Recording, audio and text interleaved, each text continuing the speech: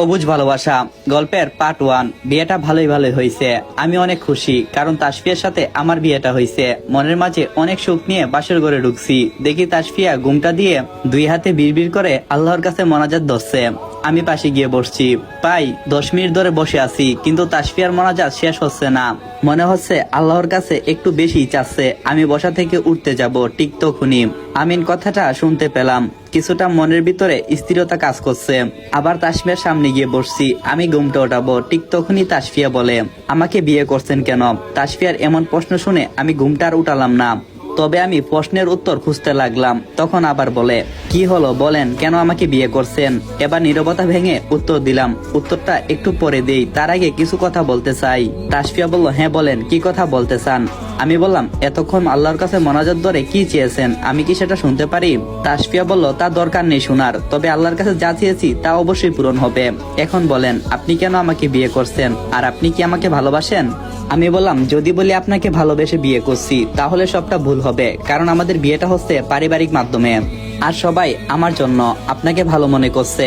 আর আমিও চিন্তা ভাবনা করে দেখলাম আপনি ভালোই হবেন, তাই বিয়েটা করলাম। হয়তো কিছুটা সময় লাগবে, আমাদের দুজনকে দুইজনে বুঝতে হবে, আমাদের দুজনের মাধ্যমে বিশ্বাস রাখতে হবে। তাসফিয়া বলল, কিন্তু আমি আপনাকে এত সহজে বিশ্বাসটা করতে পারবো না। আমি বললাম, কেন? তাসফিয়া বলল, আজকের আগে আপনার সাথে আমার কোথাও কোনো সময় দেখা হয়েছে? আমি বললাম, না। তাসফিয়া বলল, আপনি আমাদের এলাকার বা পাড়ার প্রতিবেশীদের কেউ হন? আমি বললাম, তাও না। তাসফিয়া বলল, আপনি আমার স্কুল, কলেজ বা ফেসবুকের কোনো ফ্রেন্ড লিস্টে আছেন? আমি বললাম, কোনোটাতে নেই। তাহলে আমি আপনাকে কি করে বিশ্বাস করব বলেন? আমি বললাম, তাহলে এখন আমাকে কি করতে হবে আপনার বিশ্বাসের জন্য? তাসফিয়া বলল, আপনাকে কিছুই করতে হবে না, আজ থেকে আপনি আপনার মতো আর আমি আমার মতো থাকবো। আমাদের এই বিয়ের বন্ধনটা শুধু ঘরের মধ্যে সীমাবদ্ধ থাকবে, অন্য জায়গাতে আর থাকবে না। আর যদি আপনার প্রতি বিশ্বাস চলে আসে, মানে আমি যদি আপনার হাতে আমার প্রাণটা তুলে দিতে দ্বিধাবোধ না করি, মানে আমি যদি বুঝতে পারি যে আমি নিরাপদ আপনার কাছে, তাহলে আপনার সাথে আমার সংসার হবে। আমি বললাম, আপনি কি নাটক, মুভি এসব একটু বেশি দেখছেন, তাই না? তাসফিয়া বলল, আপনি কি বলতে চাচ্ছেন তা একটু বুঝিয়ে বলেন। তবে উত্তরটা আমার কাছে আছে, কিন্তু এখন দিতেছি না, সময় হলে দিয়ে দেব। আমি বললাম, আচ্ছা সময়টা কবে হবে তা তো শুনতে পারি? তখন তাসফিয়া বলল, যখন সময় হবে তখন তো প্রশ্নের উত্তর পেয়েই যাবেন। আর শুনেন, আমার উপর কোনো জোর জবরদস্তি চালাবেন না, কোন রকম হুকুমজারি চালাবেন না। আর আমি যে কাজটা করতে চাই, মানে যে কাজটা আমার ভালো লাগে, আমি সেটাই করব, আপনি না করতে পারবেন না। আমি বললাম, এই কথাগুলো বিয়ের আগে আমাকে জানাতে পারতেন, তাহলে আপনাকে বিয়ে করা তো দূরের কথা, আপনার দ্বারের কাছে দিয়েও হাঁটাফেরা করতাম না। তাসফিয়া বলল, বিয়ের আগে আপনি আমাকে জিজ্ঞেস করছেন কখনো সময়টা পেয়েছি কোথায়? আজকে তো দেখতে গিয়েছিলাম, আর আজকেই তো ঘরে বউ বানিয়ে নিয়ে এসেছি এই পেতনিটাকে। তাসফিয়া বলল, কি আমি পেতনি? আমার বান্ধবী নীলু আমাকে ঠিকই বলছে। আজকের বাসর ঘরের কথাটা, সেটা একদম সত্যি হয়েছে। আপনার বান্ধবী বাসর ঘর সম্পর্কে কি বলছে? আপনাকে বলতে যাব কেন? আর শুনেন, আপনাকে না বিয়ে করার কোনো ইচ্ছে আমার ছিল না, কিন্তু মায়ের মুখের দিকে তাকিয়ে বিয়েটা করছি।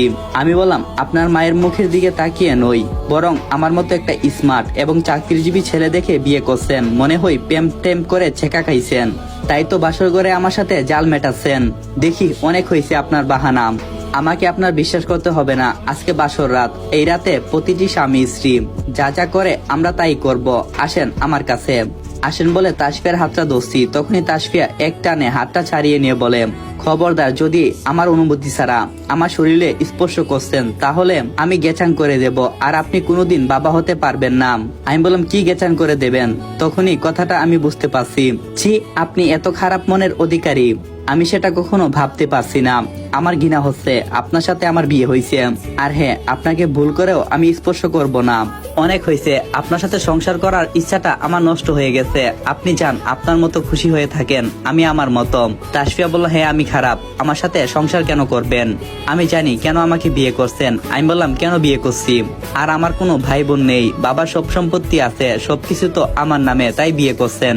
আমি বললাম, আপনি তো অহংকারী, আপনার সাথে কথা বলাই আমার ভুল হয়েছে। দেখি আপনি সরেন, আমি আপনার মুখ দেখতে চাই না, আমি এখন ঘুমাবো। ঘুমাবেন মানে? তখনই কিছুটা ভাব নিয়ে বলছি, তো কি করব? আর তখন তাসফিয়া এমন কথা বলছে শুনে আমি বসা থেকে উঠে গেছি। তাসফিয়া বলল,